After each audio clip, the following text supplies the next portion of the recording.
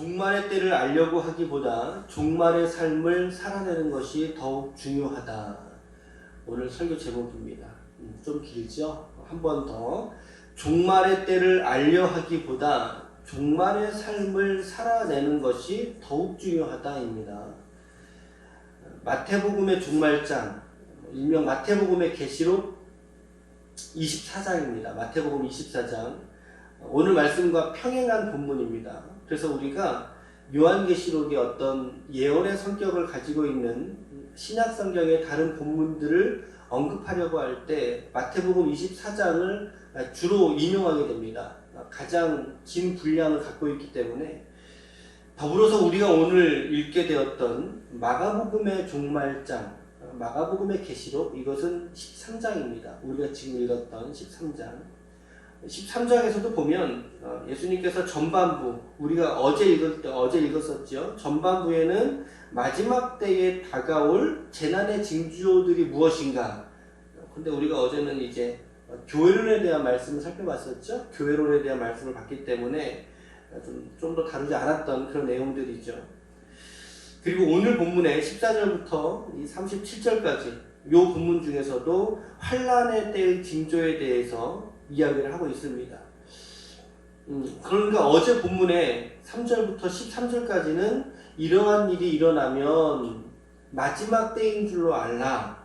그래서 이제 끝까지 견디는 자가 구원을 받으리라 라고 하는 여지를 남겨두고 있는 반면에 오늘은 환란의 때의 징조를 말씀을 하시는 거죠. 그 환란의 때는 어떤 일이 일어나느냐라고 물을 때 그게 14절부터 23절까지의 단락인데 14절을 제가 읽어보겠습니다. 멸망에 가증한 것이 서지 못한 곳에 선 것을 보거든 그때에 유대에 있는 자들은 산으로 도망할지어다. 이 말씀과 이제 평행한 본문이 마태복음 24장이라고 말씀드렸죠. 마태복음 24장의 15절로 가서 제가 읽어보겠습니다. 우리가 지금 본 말씀하고 무엇이 다른지 한번 주의해서 들어보세요.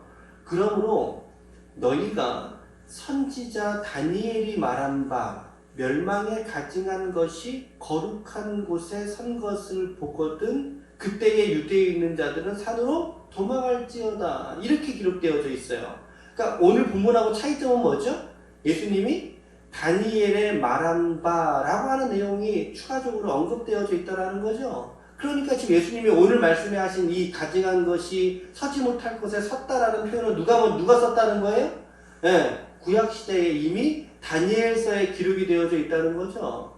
그럼 이런 이야기를 우리가 들었으면 어떻게 해야 돼요? 여러분 궁금하지 않으세요? 다니엘에 어디에 이런 내용이 있는지 좀 궁금하지 않으신가요? 그래서 이제 성경을 우리가 꼼꼼히 읽을 필요가 있다는 게 이런 의미에서 더 도드라지는 거죠.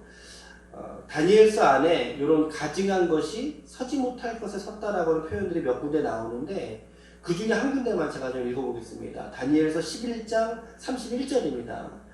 지금 드리는 이런 과정들은 여러분들이 관주 성경을 가지고 있다면 이 관주 안에 다 이렇게 좀 이렇게 표기되어지고 있는 말씀들이에요. 그래서 우리가 관주 성경이 유익한 게 그 성경을 지지하거나 인용된 본문이 어디에 있는지를 이렇게 소개해주고 있어요. 그러니까 그것들로 이제 다니다 보면 성경에 있는 신약, 구약을 왔다 갔다 하면서 요게 성경에 이런 내용들이 이렇게 기록되어져 있어서 이렇게 얘기가 됐구나 라고 하는 이해, 성경에 대한 이해와 깨달음들을 배울 수 있거든요. 그래서 개인적으로 관주 성경을 추천을 드리는데 저도 이제 그런 과정들을 거쳤다는 걸 말씀드리고 싶은 거예요. 그럼 이제 11장 31절에 다니엘서에 어떤 내용이냐 읽어볼게요. 여러분 찾을 수 있는 분은 얼른 찾으시고요. 제가 읽을게요. 군대는 그의 편에 서서 성소 곧 견고한 곳을 더럽히며 매일 드리는 제사를 폐하며 멸망하게 하는 가증한 것을 세울 것이며 이렇게 기록되어져 있어요. 무엇이요? 군대가. 그러니까 이 말씀을 지금 예수님이 오늘 하신 말씀하고 이제 오버랩 시켜보자는 거죠. 오버랩 시켜본다면 멸망에 가증한 것은 일단은 뭐예요? 군대라는 거죠. 군대. 근데 이것이 이제 정치적으로는 로마의 어떤 군대를 말할 수 있겠고 또 영적으로는 사단의 군대를 언급할 수도 있겠죠. 그러니까 악한 권세를 갖고 있는 군대를 볼 수 있다는 거예요. 그런데 그것이 어디에 선다고요? 성소, 곧 견고한 곳 위에 세워져서, 군대가 세워져서 그곳을 더럽힌다라는 거죠. 성소가 어디예요? 하나님의 성전이잖아요. 그것을 더럽힌다. 그러면서 그곳에서 드리는 제사를 어떻게 해요? 폐하게 만들어버리고 그 성소를 멸망시켜버리는 그런 일들이, 그 가증한 것이 일어나게 될 것이다 라는 거죠. 그러니까 이제 다시 오늘 본문으로 돌아오면, 오늘 예수님이 이 다니엘서의 말씀을 인용하시면서 14절에 멸망에 가증한 것이 서지 못할 곳, 이거 성소겠죠. 그러면 이것에 선 것을 너희가 보거든, 이 말이에요. 그러니까 이 말씀이 이제 조금 더 이해가 좀 되시죠? 어떤 의미로 하신 말씀이신지. 그런 역사가 일어날 때 유대인들은 어떻게 하라고요? 산으로 도망가라는 거죠. 얼른 너희들 도망가라.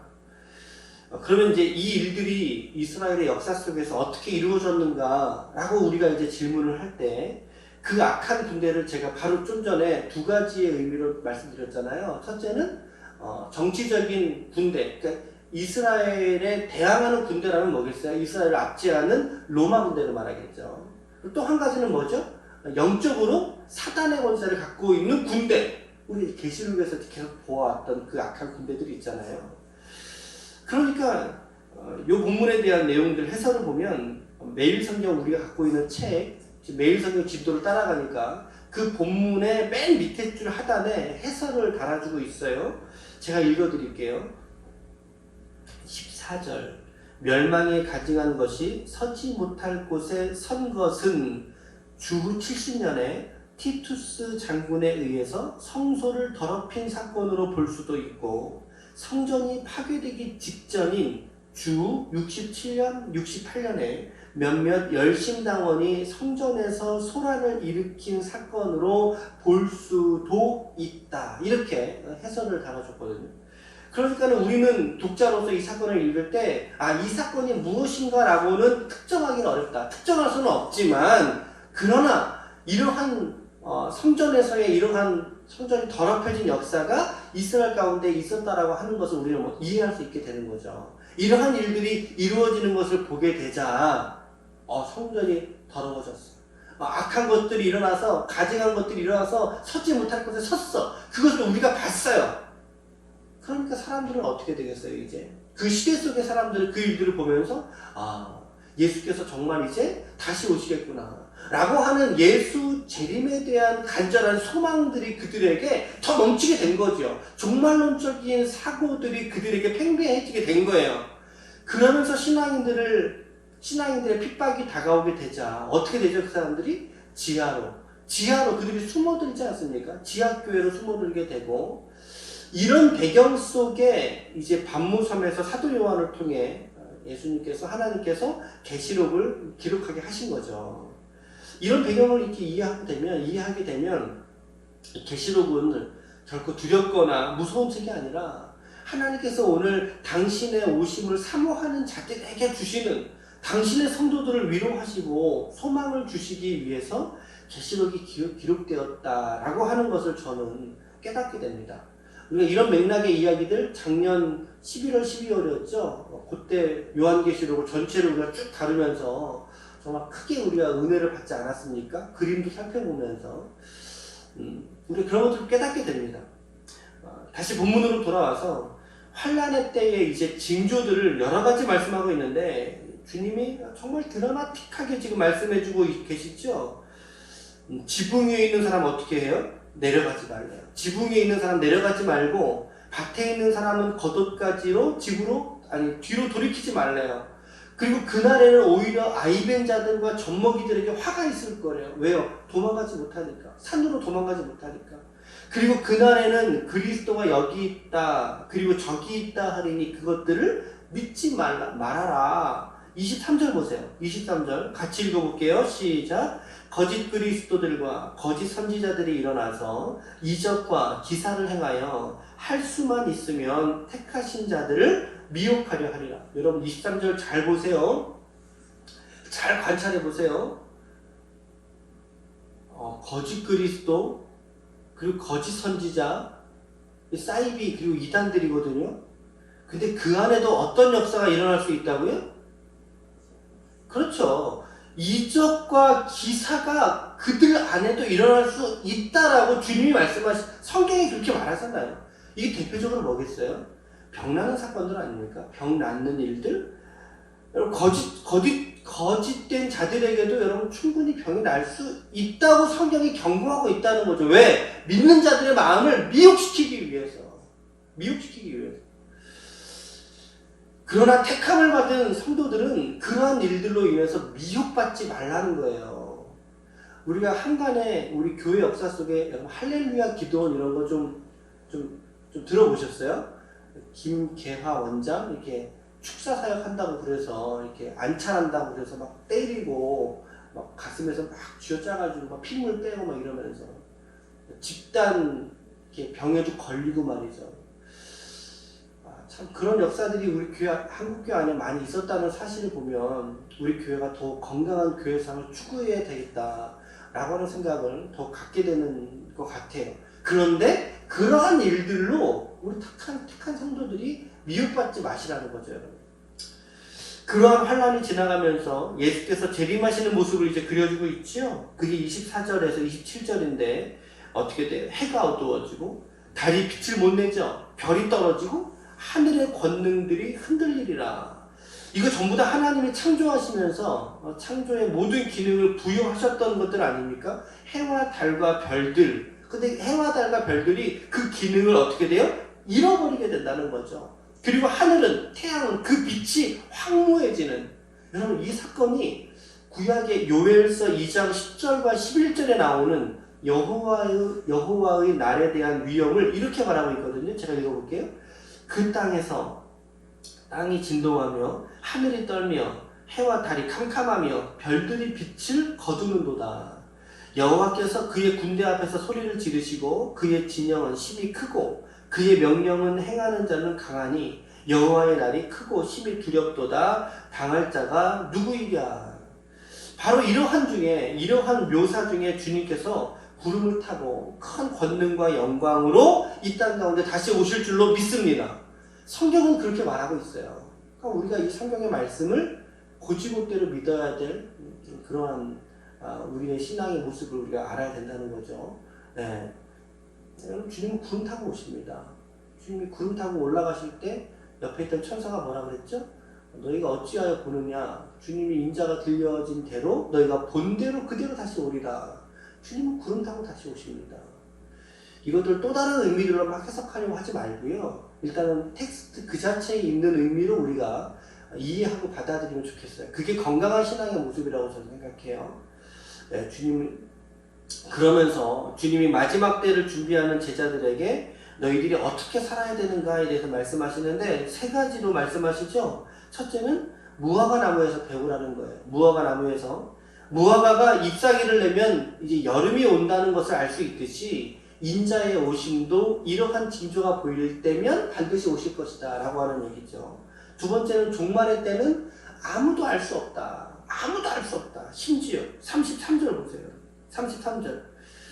그날과 그때 32절이네요. 죄송합니다. 32절. 그날과 그때는 아무도 모르나니 하늘에 있는 천사들도 모르고 아들도 모르고 오직 누구만 아십니까?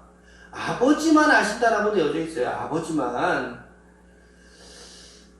아니, 주님도 모른다고 하신 거를 왜 이렇게 관심을 많이 갖고 있는지 모르겠어요. 미혹하려고 하는 거죠. 왜 이렇게 관심이 많아요, 사람들은? 구원받은 날짜 물어보고 말이죠. 주님 오시는 날짜 정하는 사람들, 여러분 이거 전부 다 이단입니다. 전부 다 이단이에요. 쏘가 넘어가지 마세요. 제발 미혹되지 마시고 혹하지 마십시오, 여러분. 아니, 내가 구원받은 날짜를 어떻게 알아요? 내가 구원받은 날짜를. 주님이 뭐라고 하셨어요? 중생한 사람은 뭐라고요? 바람이 임의로 불매 어디서 와서 어디로 가는지 모른다고 했잖아요. 주님도 모른다고 하셨잖아요. 근데 왜 이 구원파 이단들은 구원받은 날짜 알아야 된다고 말하면서 말이죠. 그 날짜 내가 너한테 알려주겠다고 말이죠. 단적인 예로 여러분들은 여러분들의 부모님들에게 엄마 아빠라고 부른 날이 언제 시작됐는지 기억나십니까? 기억나십니까?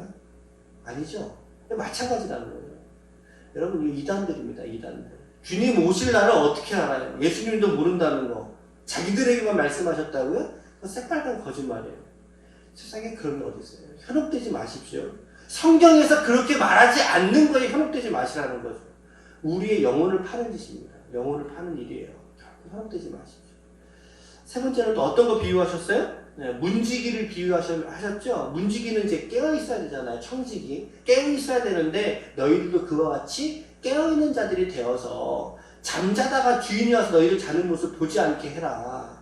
슬기로운 다섯 처녀처럼 그런 것들이 좀 떠올랐었고요. 36절과 37절에 보면 그가 후련히 와서 너희가 자는 것을 보지 않도록 하라. 깨어있으라. 내가 너희에게 하는 이 말은 시작 모든 사람에게 하는 말이니라 하시니라. 아멘. 오늘 제가 한 가지만 적용해 볼게요.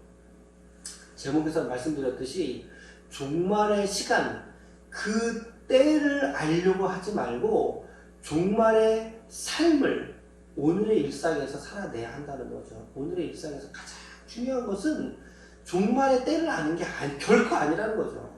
오늘 지금 마지막 절에 뭐라고 하셨어요? 우리가 지금 읽은 말씀에 깨어있으라. 내가 너희에게 하는 이 말은 누구에게 하는 말이라고요? 모든 사람에게 하는 말이니라. 그러니까 주님이 지금 주신 이 말씀 앞에 있는 당사자들은 누구겠어요? 12제자들이에요. 맞아요. 제자들 불러다가 하신 말씀이니까. 그런데 그들에게만 국한된 말씀은 아니라는 거죠. 누구에게? 모든 사람에게. 이것도 아니죠. 누구에게? 오늘 이 말씀을 들어서 펼쳐 읽은 오늘의 여러분들에게. 그리고 오늘의 나에게 예수님께서 그런 의미에서는 지금 직접 하신 말씀이에요. 모든 사람의 내가 들어있으니까, 우리가 들어있으니까 요구하시는 게 한 가지죠. 무엇을 요구하셨습니까? 깨어있으라. 깨어있으라. 내가 너희에게 하는 이 말은 모든 사람에게 하는 말이니라. 그러니까 오늘의 나에게 주시는 성경이 직접 들리시는 말씀이다 라고 하는 감동이 저는 있었는데 여러분들에게 있을지는 모르겠습니다. 있기를 축복합니다. 저와 동일하게 있기를 축복합니다. 그러니까 오늘 우리의 적용은 막 이렇게 멀리 갈 건 없어요. 머리를 곰싸면서 할 게 없고 주님이 하신 이 명령을 그대로 실천하면 되는 거라고요. 그게 뭐예요? 깨어있으면 된다는 거죠. 깨어있으라. 깨어있으라는 이 표현에 대부분의 신약 성경들이 이렇게 연결하고 있습니다. 제가 세 군데의 말씀을 읽어드릴 테니까 잘 들어보세요. 골로새서 4장 2절에 기도를 계속하고 기도에 감사함으로 깨어있으라. 고린도전서 16장 13절에 깨어 믿음에 굳게 서서 남자답게 강건하라. 데살로니가전서 5장 6절에 그러므로 우리는 다른 이들과 같이 자지 말고 오직 깨어 정신을 차릴지라. 이렇게 기록되어 있어요. 그러니까 이 깨어있다는 이 이미지는요, 첫 번째로는 정신적으로 아주 명료한 상태를 유지하라는 거죠. 정신을 흐리멍텅하게 갖지 말라는 거예요. 다 명료하게 깨어있으라는 것이고, 두 번째는 기도하는 것에서 쉬지 말라는 의미를 주님은 깨어있으라, 성경은 깨어있으라 라고 말씀하신 거예요. 또 어떤 거였죠? 믿음에 굳게 서 있으라 라고 하는 것을 이제 깨어있으라 라고 하는 표현에서 찾아볼 수 있는 의미들인 것이죠. 그렇다면 오늘 여러분들의 신앙은 깨어있습니까? 우리의 신앙은, 오늘 내 신앙은 깨어있는가? 어제 제가 설교할 때 지금 이 시대에 우리가 정말 각성하지 않으면 안 된다 말씀드렸잖아요. 어제는 정말 교회론에 제가 마음이 이렇게 훅 가서 교회론에 대한 말씀을 드렸는데, 여러분 우리가 정말 지금의 이 시대 이 상황, 이러한 우리 현실 속에서 우리가 깨어있는 자, 각성된 자가 아니면 이 시대의 믿음 지키는 게 정말 어렵겠다는 생각을 다시 한번 이 말씀을 묵상하면서 갖게 됩니다. 여러분, 마찬가지의 맥락에서 본다면 오늘 이 종말의 때, 이 시간과 일자와 장소에 대해서 우리는 너무나 헛된 관심, 너무나 과도한 관심을 쏟고 있는 그런 실수를 범하지 않는지 한번 생각해 보게 되는 것이죠. 그거 주님이 원하시는 거 아니에요. 그때와 시를 알려고 하는 것조차도 주님이 원하시는 거 아니에요. 여러분 생각해 보세요. 주님이 만약에 그때와 시를 알려주는 것이 우리에게 더 좋았다면 알려주셨겠어요? 안 알려주셨겠어요? 알려주셨죠. 야, 내가 이때 올 테니까 너희들만큼은 요때 딱 조심하고 있어야 돼. 알려주셨겠죠. 근데 안 알려주셨잖아요. 알려주지 않으셨잖아요. 당신도 모르고 하늘 아버지만 알고 있는다는, 주님도 모른다는 그것에 우리가 너무 많은 집중과 관심을 쏟는다면 그것은 결코 건강한 신앙으로 그가 세워질 수가 없어요, 여러분. 세워질 수가 없어요. 우리의 관심은, 우리의 초미의 관심은 종말의 때가 언제냐라고 하는 것이 아니라, 그것이 아니라 이제는 내가 어떻게 하면 그 종말의 삶을, 그 일상을 내가 오늘 살아낼 수 있을 것이냐. 예수님의 오늘 하신 말씀으로 표현하자면 내가 어떻게 하면 오늘을 깨어있으면서 살아갈 수 있을 것이냐. 나의 일상이 지성과, 명료한 지성과 믿음과, 굳센 믿음과 여호와의 신앙으로 내가 오늘 똑바로 서 있을 수 있을 것이냐. 여러분, 내가 깨어있으면 주님 언제 오든 상관없는 거 아니에요?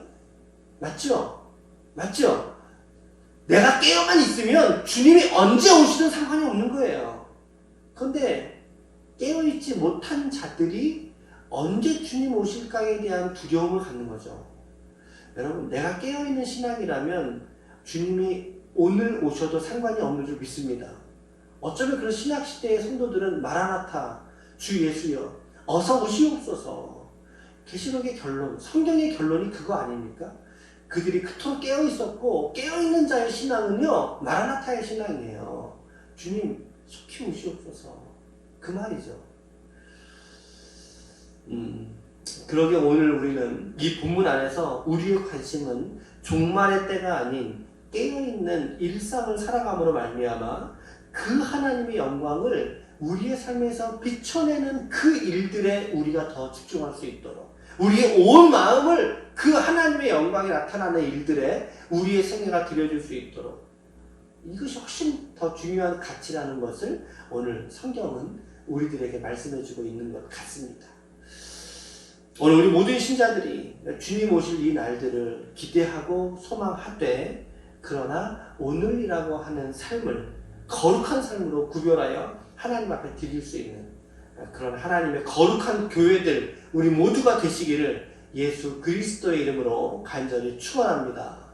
축원합니다. 아멘.